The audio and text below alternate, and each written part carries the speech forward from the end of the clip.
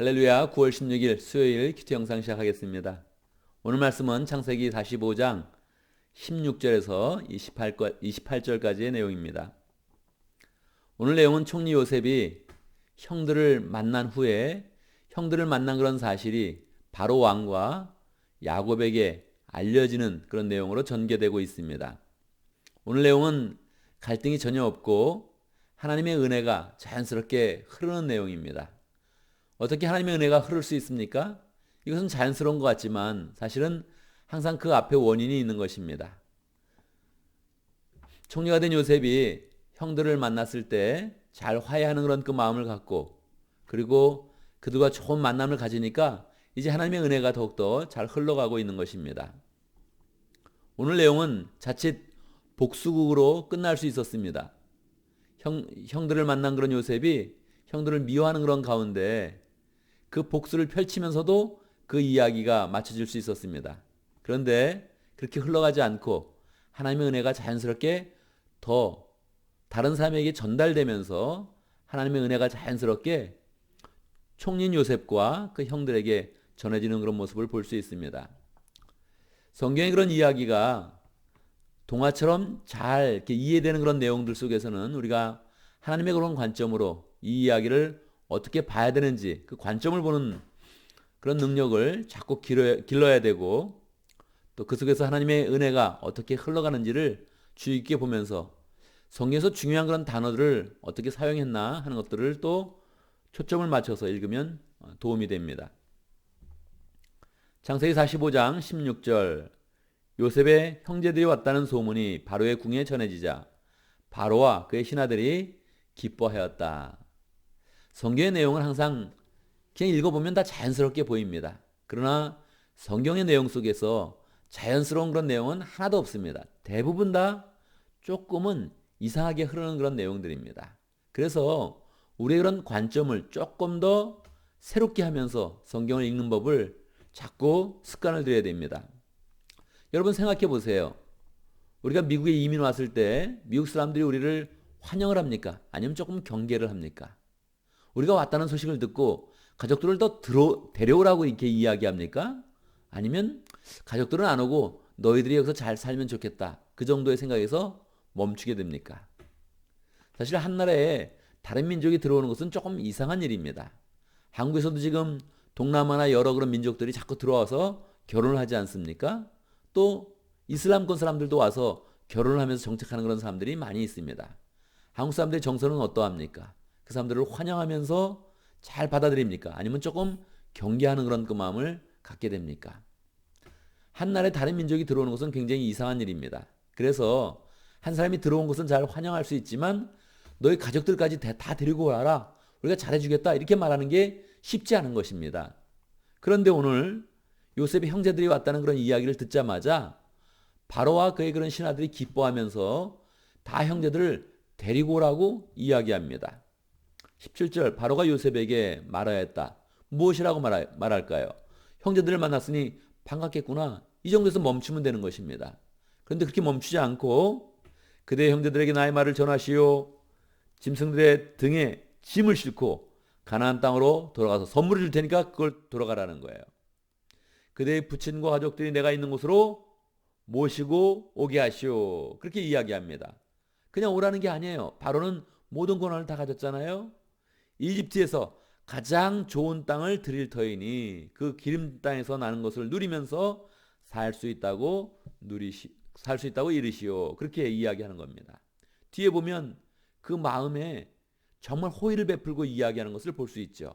그대는 이렇게 나의 말을 전하시오. 어린 것들과 부인들을 태우고 와야 하니 수레도 이집트에서 여러 대를 가지고 올라가도록 하시오. 그렇게 이야기하는 것입니다.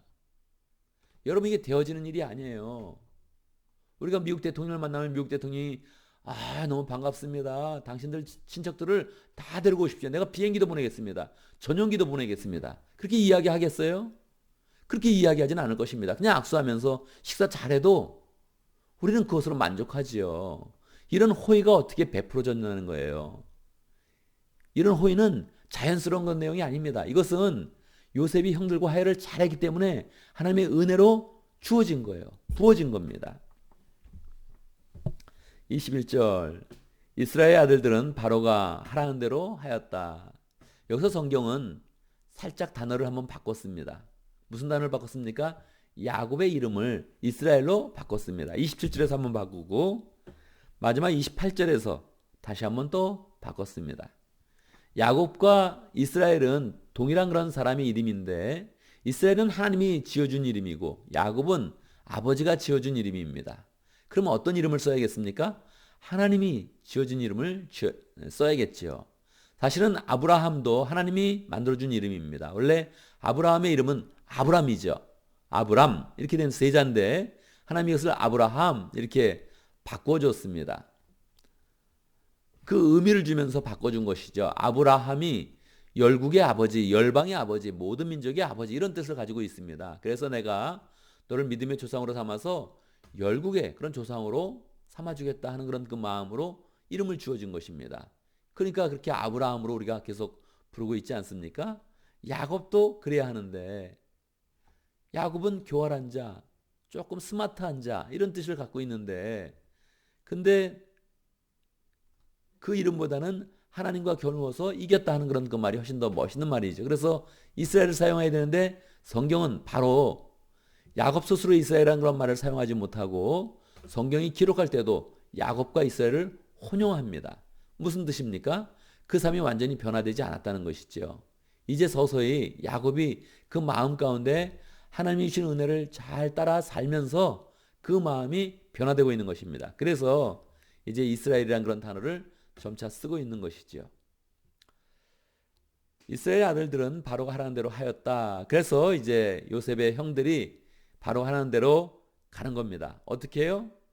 요셉은 바로가 명령한 대로 그들에게 수레를 여러 대 내어주고 여행길에 먹을 것도 마련하여 주었다. 또 그들에게 새 옷을 한 벌씩 주고 베냐민에게는 또 은돈 300세겔과 옷 5벌을 주었다.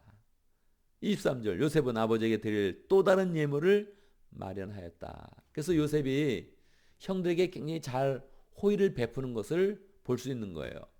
사실은 화해를 하였으니까 잘 지내봅시다. 자 이제 마음 풀고 잘 지내봅시다. 이렇게 끝낼 수 있는데 요셉의 마음이 그게 아니라는 거죠. 정말 예수님의 그런 그 마음으로 형들을 다 용서했고 그 용서한 그런 마음 가운데 하나님의 축복을 담아서 그들을 대하고 있는 것입니다. 요셉의 세밀함은 24절에서 더 한 번 나타납니다. 24절 자기의 형제들을 돌려보냈다. 그들과 헤어지면서 요셉은 가시는 길에 서로를 탓하지 마십시오 하고 형들에게 당부하였다.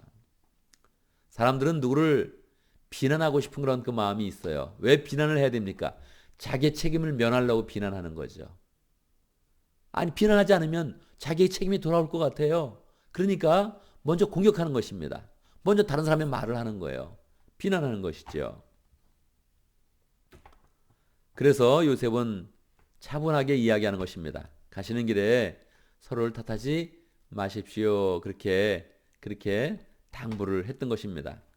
선물을 많이 주고 예물 주고 옷도 주고 돈도 주고 그러면서 서로 탓하지 마십시오. 그렇게 충고하면 얼마나 그 말을 잘 듣겠어요. 우리는 일반적으로 충고할 때 그냥 자기의 생각을 이야기하고 싶어 하죠. 내 생각은 이래. 자기의 날카로움을 한번 보여주고 싶어 하죠. 내가 볼 때는 말이야. 그래서 이야기해 주는 거죠.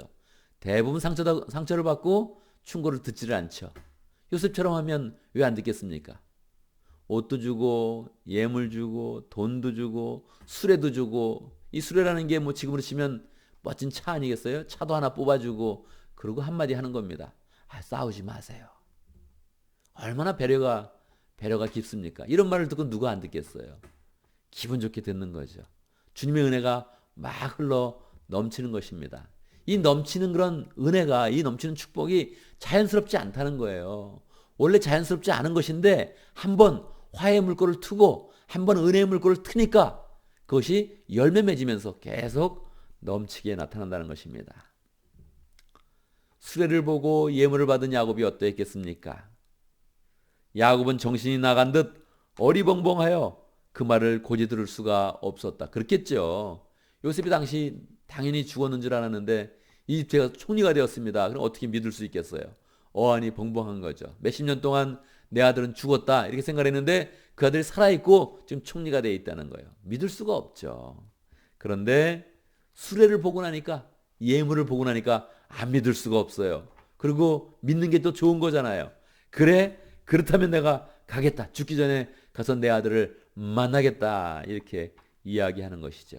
그 마지막 이스라엘의 이야기, 야곱의 그런 이야기가 기록되면서 28절을 마치고 있습니다. 오늘 내용은 요셉이 형들을 만난 후 바로와 야곱에게 그 모든 그런 소식이 전해진 그런 이야기를 보여주고 있습니다. 이 이야기가 성경에는 자연스럽게 나와 있지만 사실은 자연스럽지 않다는 거예요. 너무너무 풍성하고 너무너무 아름답게 전개된다는 거예요. 왜요? 그것이 하나님이 은혜를 주신 결과라는 거예요. 이미 마음을 화해하고 하나님의 은혜의 물꼬를 투자, 하나님께서 그것을 풍성하게 그렇게 축복으로 연결해 주셨다는 거예요. 이런 축복 속에서 이제 야곱의 그런 가족은 이스라엘이 되어서, 이스라엘의 그런 가족이 되어서 이스라엘 민족으로 준비되는 그런 단계를 들어가면서 하나님의 은혜를 더 풍성히 입게 되는 것입니다. 오늘도 말씀 속에서 우리는 기도의 제목을 붙잡습니다. 우리가 사랑과 화해를 잘 할 수 있도록, 우리가 모든 관계 속에서 은혜의 물꼬를 잘 틀 수 있도록, 은혜의 물꼬를 한번 트면 그것이 한번 트는 것을 끝나지 않고 계속적으로 하나님의 그런 축복이 더 강물처럼 흐르게 되는 것입니다. 우리가 요셉처럼 화해하면서 은혜의 물꼬를 터서 하나님의 축복을 더 잘 누릴 수 있도록 함께 기도하고, 오늘은 목장을 위해서 기도할 때 압록강 목장을 위해서 기도하겠습니다. 김태형 목자님, 김은혜 목녀님 위해서 기도하고 정성달 선교사님을 위해서 기도하겠습니다. 우리가 한번 선교사님의 이름을 불러주는 것이 얼마나 중요합니까? 선교사님들이 더 힘을 얻을 수 있도록, 용기를 얻을 수 있도록, 하나님의 은혜의 물꼬를 활짝 틀 수 있도록 늘 이름을 부르면서 축복합니다. 우리가 10월 3일 날 또 한번 예배를 드리려고 하는데 하나님께서 은혜를 주셔서 세례자가 만들어줄 수 있도록, 이 세례 받는 것이 너무너무 간단한 거 아닙니까? 마음에 하나님을 이렇게 모시면 되는 겁니다. 내가 주님을 그냥 모시겠습니다 이렇게 영접하면 되는 것인데, 우리 가운데 주님을 영접하고 변화받고 새롭게 은혜의 길로 나가는 그런 사람들이 생겨서 우리가 또 세례식도 잘 가질 수 있도록 기도하겠습니다. 제가 먼저 기도하고 여러분 함께 기도하는 시간 갖도록 하겠습니다. 기도합니다. 하나님의 놀라운 은혜를 찬양합니다. 우리가 마음의 문을 열고 형제 자매와 화해하면 하나님께서 은혜를 주시는 그런 가운데 축복이 강물처럼 우리의 그런 그 마음과 생활 가운데 흐르게 해주시니 참으로 감사합니다. 우리가 요셉처럼 하나님 아버지 우리의 마음을 활짝 열고 용서할 사람들은 용서하고 화해할 사람들은 화해하면서 하나님의 은혜가 우리 그런 삶 가운데 풍성히 흐르고 넘치는 것을 경험할 수 있도록 인도하여 주시옵소서. 하나님 아버지, 하나님께서 우리에게 은혜를 주시면서 우리에게 목장을 주신 것 감사합니다. 목장이 하나님의 지혜이며 신비이며 능력입니다. 하나님 아버지, 목장을 통해서 우리가 하나님의 사랑을 잘 누리게 하여 주시고 축복을 누리게 하여 주시고 또 하나님의 구원의 그런 역사를 우리가 목장 가운데 늘 경험할 수 있도록 인도하여 주시옵소서. 목장마다 영혼을 사랑하는 마음 주시고 또 영혼을 사랑하여서 예수님의 그런 사랑으로 구원하는 그런 역사가 풍성히 일어날 수 있도록 인도하여 주옵소서. 압록강 목장의 김태형 목자님, 김은혜 목녀님 축복하여 주시고 하나님의 목장을 귀히 여기며 그 마음의 중심을 잘 모아서 목장을 세워갈 수 있도록 축복하여 주옵소서. 정성달 선교사님 축복하여 주시고 하나님 아버지 중국에 가는 상황도 잘 주님께서 열어주셔서 선교의 길이 활짝 열릴 수 있도록 인도하시고 선교를 위해서 목숨을 바친다는 그런 그 마음으로 선교하고 있는데 하나님 아버지 그 인생이 하나님의 은혜 가운데 선교를 위해서 잘 사용될 수 있도록 축복하여 주시옵소서. 하나님 아버지 우리 교회가 영혼 구원하여 제사 삼는 교회 되기를 원합니다. 축복하여 주시옵소서. 영혼을 구원하는 일 잘하게 하시고 특별히 10월 3일에 우리가 세자를 세울 수 있도록 하나님 아버지 많은 영혼들을 접촉하고 또 주님을 소개하고 영접시켜서 하나님 아버지 세례받고 하늘에서 구원의 그런 역사 때문에 기뻐하는 그런 모습을 우리 함께 누릴 수 있도록 인도하여 주옵소서. 하나님 아버지 오늘 수요일을 맞이했습니다. 일주일의 삶 가운데 지루하고 어려운 그런 날이라고 합니다. 우리는 더욱더 주의 은혜 가운데 기뻐하며 열매가 많은 하루 될 수 있도록 주의 역사하여 주옵소서. 우리가 하는 일마다 복 주시고 실수하지 않게 하시고 하나님의 지혜와 능력으로 모든 일 잘 감당할 수 있도록 인도하시고 만나는 사람이 있으면 축복하며 사랑을 나눌 수 있도록 인도하여 주옵소서. 우리가 주님과 동행하는 그런 가운데 우리의 말과 행동 가운데 주의 은혜가 잘 흐를 수 있도록 축복하여 주옵소서. 예수님의 이름으로 기도드리옵나이다. 아멘.